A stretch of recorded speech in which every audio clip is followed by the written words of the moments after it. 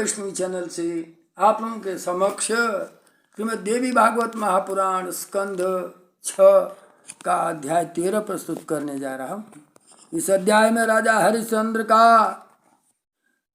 सुनह शेप को यज्ञीय पशु बनाकर यज्ञ करना, विश्वामित्र से प्राप्त वरुण मंत्र के जब से सुनह शेप का मुक्त होना, परस्पर शाप से विश्वामित्र और वशिष्ठ का बक तथा आड़ी होना।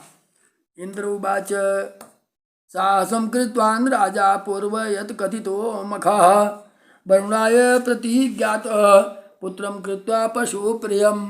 इंद्र बोले, पूर्व काल में राजा ने वरुण देव से यह प्रतिज्ञा की थी कि मैं अपने प्रिय पुत्र को यज्ञीय पशु बना करके यज्ञ करूंगा। यह उन्होंने बड़ा साहस किया था। इमामते, तुम्हारे वहां जाने पर रोग से दुखित तुम्हारी निर्दयी पिता यज्ञीय पशु बनाकर यूप में बांध कर मार डालेंगे। अमित तेजस्वी इंद्र के द्वारा इस प्रकार का रोग दिए जाने पर महेश्वरी की माया से अत्यंत मोहित होकर वो राजपुत्र वहीं रुक गया। इंद्र तो सदैव इधर उधर की बातें करते हैं, इसलिए ऐसा कर दिया। यदा पुनः पुनः श्रुत्वा पितरम रोग पीड़ितम गमनाय मतिम चक्रे तदेन्द्र प्रति धयत। इस प्रकार जब जब वह पिता को रोग से पीड़ित सुन करके जाने का विचार करता था, तब तब इंद्र उसे रोक देता था। एक दिन राजा हरिश्चंद्र ने अत्यंत दुखित होकर के एकांत में बैठे हुए सर्वज्ञ और कल्याणकारी गुरु वशिष्ठ के पास जाकर पूछा। राजोवाच भगवान किम करोमि हम कातरो अस्मि व्यथाकुलः त्राहि मां दुखम मनसम महाव्याधि भय आतुरम। क्या कहा प्रभु, मैं अत्यंत भयभीत और कष्ट से पीड़ित हूँ। इस महाव्याधि से पीड़ित मुझ दुखित चित्त की रक्षा कीजिए। वशिष्ठ जी क्या कहते हैं?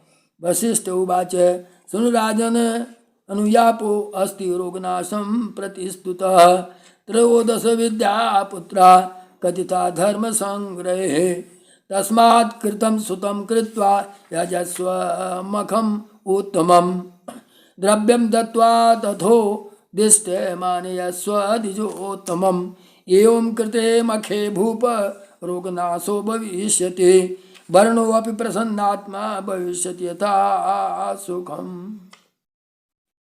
इसलिए वशिष्ठ जी क्या कहते हैं कि इस रोग के नाश का उपाय है।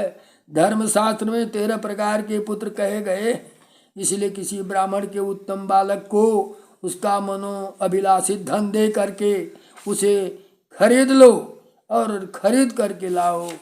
हम लोग वरुण देव हर्षित भी हो, यज्ञ करें और वरुण देव को प्रसन्नचित्त करें। उनकी ऐसी बात सुनकर राजा ने मंत्रियों से कहा, जाओ यत्न पूर्वक किसी लोभी पिता अपने पुत्र को देता है तो वह जितना धन मांगे उतना दे करके ले आओ। ये अपना चल देते हैं और घूमते घूमते खोजते खोजते राजा के इस आदेश को प्राप्त कर मंत्री ने यज्ञ कार्य के लिए राज्य के प्रत्येक गांव में घर में गया। वह राज्य में पता लगाते हुए उसे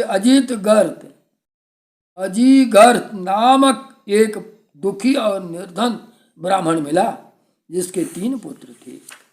एवं अन्वेषतः तस्य विषयो कच्चित् आतुरः निर्धन स्त्रिय सुतः आशीद अजीगर्तेसी नामतः। अजीगर्त नाम का एक ब्राह्मण था जिसके पास 3 पुत्र थे। उस ब्राह्मण ने जितना धन मांगा उतना देकर को वह मंत्री श्रेष्ठ उसके मझले पुत्र सुनह शेपक को ले आया।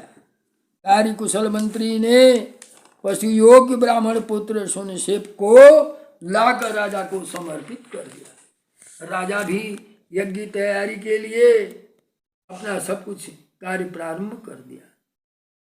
इससे अत्यंत प्रसन्न होकर राजा ने ब्राह्मणों को बुलाकर यज्ञ के लिए सामग्री एकत्र करवाई।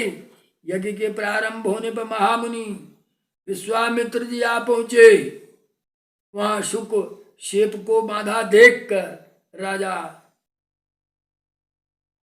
राजा को मना किया कि तुम इस ब्राह्मण पुत्र को छोड़ दो। हे आयुष्मान, मैं प्रार्थना करता हूं इससे आपको सुख की प्राप्ति होगी। यह सुन शेप क्रंदन कर रहा है, इसे छोड़ दो, इसको व्यथा हो रही है। मेरी बात मानो, हे दयावान नृप बनो। पूर्व काल में स्वर्ग के इच्छुक पवित्र व्रती तथा दयापरायण जो क्षत्रियगण थे, वे दूसरों के शरीर की रक्षा के लिए अपने प्राण दे देते थे। आप अपने शरीर की रक्षा के लिए बलपूर्वक ब्राह्मण पुत्र का वध कर रहे हो। राजेंद्र, पाप मत कीजिए और इस बालक पर दयावान होइए। हे राजन, अपने देह के प्रति सभी को एक जैसी प्रीति होती है, यह बात आप स्वयं जानते हैं। यदि आप मेरी बात को प्रमाण मानते हैं तो इस बालक को छोड़ दो। दुख से अत्यंत पीड़ित राजा ने मुनि की बात का अनादर करके उस बालक को नहीं छोड़ा। अनादित्य च तद्वाक्यम राजा दुखातुर ओभृशम न मुमोच मुनिस्तस्मै चुकोपातीवता आपसः उपदेशं ददौ तस्मै शुनः शेपाय कौशिकः मंत्रं पाशधरस्थाय दयावान् वेदवेत्तमः। बार बार कहने के बाद भी वेदवेत्ताओं में श्रेष्ठ उस दयालु विश्वामित्र ने सुनह शेप को पाशधार वरुण देव के मंत्र का उपदेश दिया। अपने वध के भय से व्याकुल सुनह शेप भी वरुण देव का स्मरण करते हुए उच्च स्वर से बार बार मंत्र का जप करने लगा। जलचरों के अधिपति करुणा सिंधु वरुण देव वहां आकर स्तुति करते हुए उस ब्राह्मण पुत्र सुनह शेप को छुड़ा दिया और राजा को रोग मुक्त करके वरुण देव अपने लोक को चले गए। विश्वामित्र ने उस बालक को मृत्यु से मुक्ति प्रदान कर रोगहीनम नृपम कृत्वा वरुणम स्वगृहम यजहु विश्वामित्रस्तु तम पुत्रम कृतवान मोचितम मृते। ब्राह्मण पुत्र को विश्वामित्र ने छुड़ा दिया। न कृतम वचनम राज्ञा कौशिकस्य महात्मनः रोषम दधारम मन साम्राज्यो अपि च गाधिजः। राजा ने महात्मा विश्वामित्र की बात नहीं मानी, अतः वे गाधी पुत्र विश्वामित्र मन ही मन राजा के ऊपर बहुत क्रुद्ध हुए। एक समय राजा घोड़े पर सवार होकर वन में गए थे। सुअर को मारने की इच्छा से ठीक दोपहर के समय कौशिकी नदी के तट पर पहुंचे। वहां विश्वामित्र ने वृद्ध ब्राह्मण का वेश धारण करके छल पूर्वक उनका सर्वस्व मांग लिया और उनके महान राज्य पर अपना अधिकार कर लिया। इसे वशिष्ठ जी जजमान राजा हरिश्चंद्र अत्यंत कष्ट पाने लगे। एक बार संयोग बस वन में आए हुए विश्वामित्र ने वशिष्ठ जी से कहा, हे क्षत्रियाधम, हे दुर्बुद्धे, तुमने व्यर्थ में ब्राह्मण का वेश बना रखा है। बगुले के समान वृत्ति वाले हे दाम्भिक, तुम व्यर्थ में गर्व क्यों करते हो?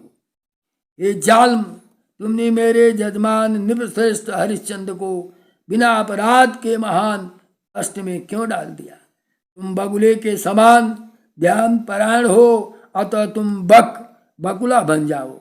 वशिष्ठ के द्वारा इस प्रकार शाप प्राप्त विश्वामित्र ने उनसे कहा, हे आयुष्मान, जब तक मैं भक्व रहूंगा तब तक तुम भी आड़ी पक्षी बन करके रहोगे। अब विष्णु विश्वामित्र और वशिष्ठ एक दूसरे को शाप दे रहे हैं। इस प्रकार क्रोध में व्याकुल उन दोनों ने एक दूसरे को शाप दे दिया और एक सरोवर के समीप ये दोनों मुनि आड़ी और बक के रूप में अंडों से उत्पन्न हुए दिव्यमान सरोवर के तट पर एक वृक्ष पर घोंसला बनाकर बक रूपधारी विश्वामित्र और आड़ी रूपधारी और एक दूसरे वृक्ष पर उत्तम घोंसला बनाकर आड़े रूपधारी वशिष्ठ परस्पर द्वेष परायण होकर के रहने लगे। ये दोनों कोपविष्ट होकर प्रतिदिन घोर क्रंदन करते हुए सभी लोगों के लिए दुखदायी युद्ध करते थे। ये दोनों चोंच और पंखों के प्रहार तथा नखों के आघात से परस्पर चोट पहुंचाते थे। रक्त से लथपथ वे दोनों खिले हुए इंसुक के फूल जैसे प्रतीत होते थे। महाराज, इस प्रकार पक्षी रूपधारी दोनों मुनि सांप रूपी पास में जकड़े हुए वहां बहुत वर्षों तक पड़े रहे। हे विप्र से ये दोनों मुनि श्रेष्ठ वशिष्ठ और विश्वामित्र सांप से किस प्रकार मुक्त हुए, यह मुझे बताइए। मुझे बड़ा ही आश्चर्य हो रहा है कि इतने बड़े तपस्वी ऐसे सांप से व्याकुल हो गए। लोग पितामह ब्रह्मा जी उन दोनों को युद्ध करते हुए देखकर समस्त दयापारायण देवताओं के साथ वहां आए। सृष्टिकर्ता ब्रह्मा जी ने उन दोनों को समझाकर युद्ध से विरत करके परस्पर दिए गए शाप से भी मुक्त कर दिया। तत्रा जगाम निमित्त आवृत सर्व दयापर तवावास्य जगत्कर्ता युद्धतो विनिवार्य शापम सम्मोचयामास तव क्षिपम परस्परम ततो जगमु सुरा सर्वे स्वानि दिग्यानि पद्मभू। इस प्रकार दोनों को साप से मुक्त कर दिए। इस संसार में मनुष्य, देवता या दैत्य कौन ऐसा है जो अहंकार पर विजय प्राप्त कर सदा सुखी रह सकता है। कौशिकेन समम भूपम दुखदम च परस्परम को नाम मानो लोके देवो वा दानो वपि वा अहंकार से जयम कृत्वा सर्वदा सुख भाग्य भवेत तस्माद् राजंच कृतो शुद्धिर महताम अपि दुर्लभाम। धर्म साधन है वह सर्व निरर्थक है। सबके देह में तथा प्राणियों के धर्म कर्मों में सात्विकी, राजसी और तामसी ये तीन प्रकार की श्रद्धा कही गई है। इसमें यथोक्त फल देने वाला सात्विकी श्रद्धा जगत में सदा दुर्लभ है और शेष जो है ये काम क्रोध मद लोभ मोह मत्सर को बढ़ाती है। कलयुग के दोषों से भयभीत व्यक्ति को कथा श्रवण आदि के द्वारा चित्त को वासना रहित करके देवी की पूजा में तत्पर रहते हुए वाणी से देवी के नामों का ग्रहण करते हुए उसके गुणों का कीर्तन करते हुए तथा उसके चरण कमल का ध्यान करते हुए तीर्थ आदि में नित्य वास करना चाहिए। देवी नामानि वचसा गृहस्थस्याः गुणान् स्तुवनं ध्यायनं तस्याः पदां भोजं कलिदोषं वयार्दितम् एवं तु कुर्वत गुरुतः तस्य न कदाचित् कलेर्भयम् अनायासेन संसारान् मुचते पातकी जनः। ऐसा करने से मतलब माताजी की आराधना साधना एवं उनका सेवा श्रद्धा करने से तीर्थों में भ्रमण करने से पातकी भी अपने पाप से मुक्ति प्राप्त कर लेते हैं। ऐसा करने से उसे कभी कलयुग का भय भी नहीं रहता होगा। इससे पापी प्राणी भी अनायास ही संसार से मुक्त हो जाते हैं। इति श्रीमद्देवी भागवते महापुराणे अष्टादशसहस्रस्यां संहितायां षष्ठ स्कंधे आड़ी बक्र युद्ध वर्णन सहितं देवी महात्म वर्णनम नाम त्रयोदशोऽध्याय। बोलो माँ जगदम्बा की जय, बोलो योग माया भगवती की जय।